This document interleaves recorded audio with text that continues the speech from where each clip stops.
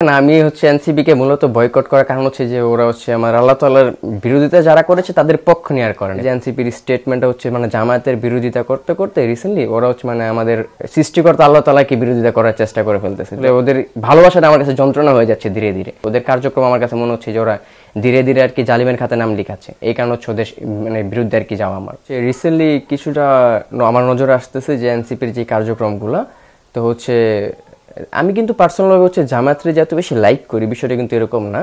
তো দেখা যাচ্ছে যে এনসিপির স্টেটমেন্টটা জামায়াতের বিরোধিতা করতে করতে রিসেন্টলি ওরা আমাদের সৃষ্টিকর্তা আল্লাহ তাআলাকে বিরোধিতা করার চেষ্টা করে ফেলতেছে। তো আমরা যদি দেখি যে বাউল আবুল সরকারের যে বক্তব্যটা সেখানে কিন্তু স্পষ্টভাবে আমরা সবাই দেখেছি যে তিনি আল্লাহ তাআলাকে কটূক্তি করেছে। তো এই বিষয়ে তো আমার জানা মতো যে আমরা মুসলিম সমাজ যারা আছি তারা কখন এটাকে মেনে নিতে পারবো না বা মেনে নিবও না। আর আমাদের এটা মুসলিম দেশ, যত মুসলিম কান্ট্রি হিসাবে সবাই এটার বিরোধিতা করবে, এটাই স্বাভাবিক। এটা তো আর ইন্ডিয়া না। তো ওদের ব্যবহারটা কি পুরো ইন্ডিয়ার মতো হয়ে যাচ্ছে। আসলে ওরা মুসলিমদের পক্ষ না নিয়ে বাউল সরকারের পক্ষ নিয়ে নিতেছে। ওরা একটা স্টেটমেন্ট দিছে যেখানে হয়তো আর কি যে ইসলাম পক্ষের যে ব্যক্তিরা বাউল সরকারের ওদের একটা হাতাহাতি হয়েছিল, সেখানে প্রায় ওদের মতো 200 ব্যক্তি আহত হয়েছিল। তো এনসিপি এটা নিয়ে স্টেটমেন্ট দিছে বাউল সরকারের উপর আক্রমণ করা ব্যক্তিদের দ্রুত গ্রেপ্তারের দাবি জানায়। তো এখানে তো ওদের স্টেটমেন্ট এরকম হওয়া উচিত ছিল যে যত বাউল সরকার আল্লাহ তাআলাকে নিয়ে কটূক্তি করেছে সেই ক্ষেত্রে বাউল সরকারের কঠিন শাস্তির দাবি করি। এরই পাশাপাশি বাউল সরকারের পক্ষের যে লোকগুলো আছে তাদের উপর আক্রমণ যারা করেছে তাদেরকেও গ্রেপ্তারের দাবি জানায়।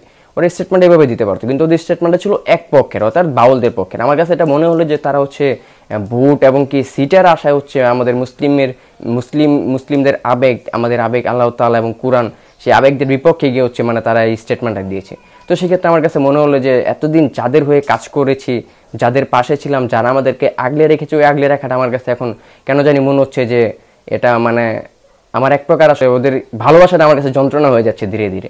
তো আমার মনে হলো যে আসলে ওদের পাশে থাকাটাও আমার নিজের কাছে যেন মনে হবে যে আমি জালিমের খাতে নাম লিখাচ্ছি। ওদের কার্যক্রম আমার কাছে মনে হচ্ছে যে ওরা ধীরে ধীরে আর কি জালিমের খাতে নাম লিখাচ্ছে। এই কারণে ওদের বিরুদ্ধে আর কি যাওয়া। আমি এনসিপি কে মূলত বয়কট করার কারণ যে ওরা আমার আল্লাহ তাআলার বিরোধিতা যারা করেছে তাদের পক্ষ নিয়ে আর করে না। তবে এটা স্বাভাবিক, হয়তো বা সবাই ধারণা করতে পারে এটা স্বাভাবিক যে ক্ষমতা থাকলে যে মানুষ ইনকাম সোর্সের রাস্তাটা যে একেবারেই ধরবেন এরকম না। কিন্তু আপনি 10টা 15টা অফার আসলে একটা হলে কিন্তু করবে, এটাই স্বাভাবিক। তো তারা হয়তো বা করে, আমি শিওর না, যত আমি শিওর না সেই বিষয়ে আমি এটা নিয়ে কথা বলতে চাই না। তারই পাশাপাশি আমার মনে হয় যে তাদের নির্বাচনের পরিচালনা চালানোর জন্য যে খরচটা প্রয়োজন সেটা অবশ্যই তারা কোনো না কোনো মাধ্যমে আর্নিং করে।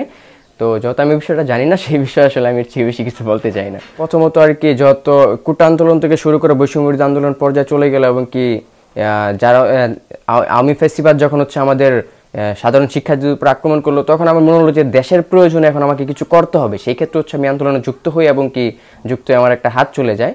তো আমি এটা নিয়ে কখনো নার্ভাস ছিলাম না, যত দেশের প্রয়োজনে করতে পারছি সেটা নিয়ে আমার কাছে রেসপেক্ট ফিল হইতো। তারপর সংসদ ভবনের যে বিষয়টা, ওখানে কিন্তু আমাদের যৌক্তিক দাবি ছিল। আমরা যে 3টা দাবি নিয়ে গেছিলাম সেটা সম্পূর্ণ যৌক্তিক। এটা যদি আমরা ওই দাবিগুলো নিয়ে ওখানে নাও যেতাম, আমার মনে হয় যেই কোনো সরকার এই দাবিগুলো বাস্তবায়ন করে ফেলতো। আমাদের কিন্তু একটা টিম আমরা জাতীয় ঐক্যমত্য কমিশনে পাঠাইছিলাম যে তোমরা যে এটা নিয়ে কথা বলে দেখো। তো ওরা এই স্টেটমেন্ট ওখানে ডিরেক্টলি বলতেছে যে আমাদের মাথায় যদি তোমরা পিস্তলও ঠেকাও তাহলে এই দাবি আমরা মেনে নিতে পারবো না। তবে আমাদের দাবিগুলো একেবারেই যৌক্তিক ছিল। আমরা চাইছিলাম যে রাষ্ট্রীয়ভাবে আমাদেরকে স্বীকৃতি দিবে এবং কি রাষ্ট্রীয়ভাবে সেপেক দিবে। তো এই বিষয়গুলো তো অযৌক্তিক কিছু না, তবে তারা সেটা মেনে নেয়নি। তো আমরাও চেষ্টা করলাম যে তাহলে আমরা বানাতে পারি কিনা আমরা ট্রাই করে দেখি, প্রয়োজনে না হয় আমাদের কয়েকশো ভাই আবার মায়ের খাবে এতটুকুই। তো এই বিষয় নিয়ে আমরা সংসদ ভবনের সামনে যাওয়ার পর পুলিশ আমি একটা সংগঠন কেন্দ্রীয় যুগ্ম আহ্বায়ক করিডোরস অফ জুলাইয়ের। তো দেখা যাচ্ছে ওইখানে যে সদস্য ছিল তাদেরকে লাঠিচার্জ করা ট্রাই করতেছে। তো আমি যখন এটা নিয়ে বাধা দিই, যেহেতু আমি তাদের প্রতিনিধি হিসাবে আমার দায়িত্ব এটা, তো আমি বাধা দেওয়ার কারণ তারা আমার উপর লাঠিচার্জ করে, যার কারণে আমি আবার আঘাত ফিল হয়। তো এক পর্যায়ে দেখলাম যে আমাদের দাবিগুলো মেনে নিছে সরকার। তখন মনে হলো যে আমি দ্বিতীয়বারে যে মাইটটা খাইছি এটা আমার দুঃখের স্থান না, তো অবশ্যই এটা সফলতার স্থান। যে আমরা যেই জিনিস সফলের জন্য আমরা এখানে গিয়ে আক্রমণের শিকার হয়েছি সেই জিনিস কিন্তু আমরা আদায় করতে পেরেছি। সেক্ষেত্রে আমি ওইটা নিয়েও কখনো দুঃখ ফিল করিনি। আমি কিন্তু পড়াশোনাটা অনেক আগেই ছেড়ে দিচ্ছি। আমি আন্দোলনে যুক্ত হওয়ার আগে জব করতাম, তো ক্লাস 9 পর্যন্ত পড়ছিলাম, খুবই অল্প। তবে এখন আমার মনে হচ্ছে যে পড়াশোনা রিস্টার্ট করা প্রয়োজন, তো সেই ক্ষেত্রে আমি স্টার্ট করবো। এরই পাশাপাশি আমার মনে হচ্ছে যে বর্তমান সময়ে যারা রাজনীতি করছে তো তাদের রাজনীতিতে অনেক স্টেপে তারা ভুল করতেছে। তবে ইনশাল্লাহ খুব শীঘ্রই, অথবা আমি এখনো শিওর না, তবে আমার চিন্তা ভাবনা হচ্ছে যে আমি হয়তোবা সঠিক রাজনীতি ধরে রাখার জন্য কোনো এক দলে আসলে যোগ দিতেও পারি। সেটা আমি এখনো শিওর না, যদি এনসিপি তাদের ভুল সিদ্ধান্ত থেকে বেরিয়ে আসে তাহলে আমি এনসিপি তো যেতে পারি, তার কোনো শিওর নেই। তবে আমার সঠিক রাজনীতির দিকটা আসলে ফোকাস করতে হবে এবং আমি হয়তো বা যেতে পারি, এখনো শিওর না। দুইটাই করতে পারি, পড়াশোনা করতে পারি, রাজনীতি করতে পারি। দেখেন, আমরা প্রথমত ভেবেছিলাম যে মানে আওয়ামী লীগ এত বড় একটা ফ্যাসিবাদী দল, হয়তো বা তাদেরকে উৎখাত করে দিলে বাংলাদেশটা সুন্দর একটা রাষ্ট্রে পরিণত হয়ে যাবে। তবে আমরা তাদেরকে উৎখাত করার চেষ্টা করে তাদেরকে উৎখাত করেছি, সফলতা হয়েছে। তবে আমরা ভেবেছিলাম হয়তো বা বিএনপি, জামায়াত, যত এনসিপি তৈরি হয়েছে, এনসিপি মিলে এই দেশটাকে হয়তো বা সুন্দর একটা রাষ্ট্র হিসাবে তৈরি করতে পারবে। কিন্তু আমাদের সম্পূর্ণ আসলে আশা আকাঙ্ক্ষাই আমার মনে হচ্ছে যে এখন যে ভুল ধারণা ছিল, কারণ আমরা তাদের নিয়ে এত বড় একটা প্রত্যাশা করেছিলাম। তবে তাদের রাজনীতিটা হচ্ছে এরকম যে ধীরে ধীরে, আমার কাছে কেন জানি মনে হচ্ছে যে তারা ধীরে ধীরে আওয়ামী লীগ স্টাইলে চলে যাচ্ছে। তো আমার কাছে এটা মনে হচ্ছে যে আমাদের যেই দেশ নিয়ে যে একটা আশা আকাঙ্ক্ষা, একটা পরিকল্পনা ছিল, সেটা আসলে ধীরে ধীরে কেন জানি ধুলোর সাথে মিশে যাচ্ছে। আমাদের পুরা যে চাওয়া পাওয়াটা ছিল সব কিছু কেন জানি ধ্বংসের পথে চলে যাচ্ছে। তো আমাদের মনে হচ্ছে যে আসলে আমরা যা চেয়েছিলাম এটা এই দেশ হয়তো বা কখনো সম্ভব হবে না।